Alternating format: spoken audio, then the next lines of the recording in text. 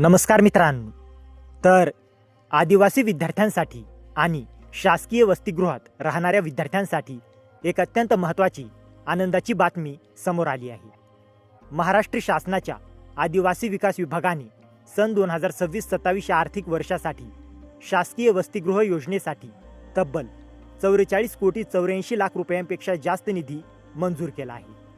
या निधीतून विद्यार्थ्यांना मिळणारे भत्ते, शैक्षणिक साहित्य, स्टेशनरी आणि इतर आवश्यक सुविधांसाठी खर्च करण्यात येणार आहे.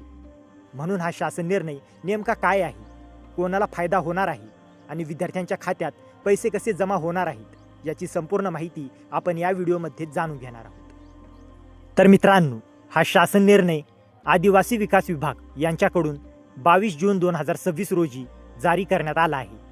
या निर्णयामध्ये आदिवासी घटक कार्यक्रमांतर्गत शासकीय वसतिगृह योजनेसाठी निधी वितरित करण्यास मंजुरी देण्यात आली आहे. तर अनुसूचित जमातीतील अनेक विद्यार्थी उच्च शिक्षणासाठी आपल्या गावापासून दूर जाऊन शिक्षण घेतात.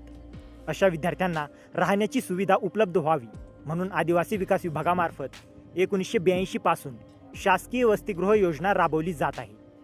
या वसतिगृहात राहणाऱ्या विद्यार्थ्यांना शासनाकडून विविध प्रकारच्या सुविधा दिल्या जातात, जसे की निर्वाह भत्ता, बेडिंग साहित्य, शालेय स्टेशनरी, क्रमिक पुस्तके, शैक्षणिक साहित्य खरेदीसाठी आर्थिक मदत. ही रक्कम विद्यार्थ्यांच्या आधार संलग्न बँक खात्यामध्ये DBT म्हणजे डायरेक्ट बेनिफिट ट्रान्सफर द्वारे जमा केली जाते.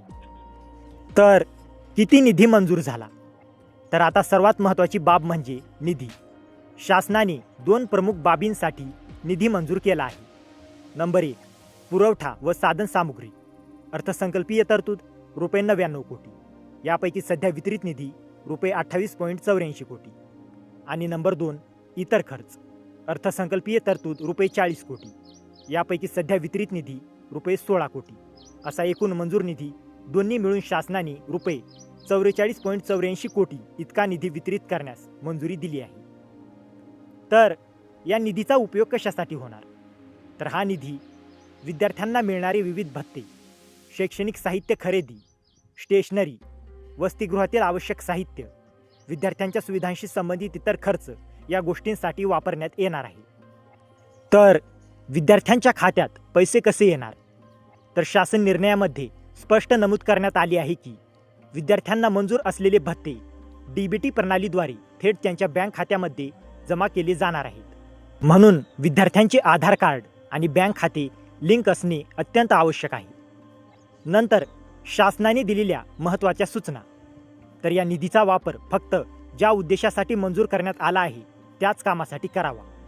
तसेच निधी खर्च करताना सर्व आर्थिक नियम आणि शासनाच्या मार्गदर्शक सूचनांचे काटेकोर पालन करण्याचे निर्देश देण्यात आले आहेत. तर विद्यार्थ्यांसाठी याचा फायदा काय? तर या निर्णयामुळे आदिवासी विद्यार्थ्यांना वेळेवर भत्ते मिळण्यास मदत होईल. शैक्षणिक साहित्य खरेदीसाठी निधी उपलब्ध होईल. वसतिगृहातील सुविधा अधिक सक्षम होतील आणि उच्च शिक्षण घेणाऱ्या विद्यार्थ्यांना आर्थिक आधार मिळेल. तर मित्रांनो, आदिवासी विकास विभागाच्या या महत्त्वपूर्ण शासन निर्णयानुसार सन 2026-27 साठी शासकीय वसतिगृह योजनेसाठी ₹44.84 कोटी निधी मंजूर करण्यात आला आहे. हा निधी विद्यार्थ्यांच्या भत्ते आणि विविध शैक्षणिक सुविधांसाठी वापरण्यात येणार असून त्याचा थेट फायदा अनुसूचित जमातीतील विद्यार्थ्यांना होणार आहे. तर मित्रांनो, जर तुम्हाला या GRची PDF हवी असेल तर डिस्क्रिप्शनमध्ये आपल्या टेलिग्राम चॅनेलची लिंक दिलेली आहे. तिथे जाऊन तुम्ही या GRची PDF घेऊ शकता. आणि हा व्हिडिओ उपयुक्त वाटला असेल तर व्हिडिओला लाईक करा, शेअर करा आणि अशाच महत्त्वाच्या GR अपडेटसाठी आपल्या चॅनलला सबस्क्राईब करा.